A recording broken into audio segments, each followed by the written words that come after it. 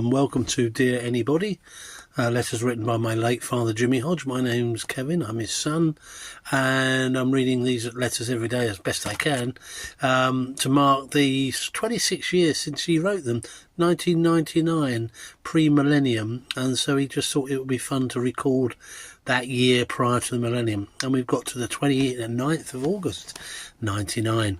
Mo Molam mentioned yesterday, Secretary of State for Northern Ireland. Lots of talk about her not recognising the good work that the IRA had done.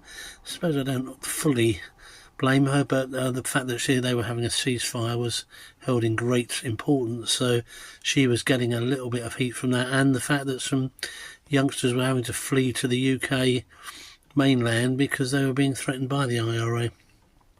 Now, Dad, not one to be controversial, women are going to take over the world, he said.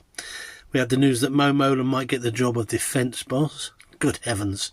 First female to hold the post. And some chief constables might be women. Oh my gosh. I wonder whether 26 years later, having had Theresa May and all sorts of folks, prime ministers, Kemi Badenoch now, Prime Minister, well, in waiting, maybe, certainly leader of the opposition, who knows. MI5, Stella Rimington, just recently died, first head of the MI5, I think, wasn't it? So, but 26 years ago, not that obvious and talked about. American doctor obsessed with guns now runs a firearms training school and is opening a town called, so we need to have a look at this, whether this actually happened, Front Sight.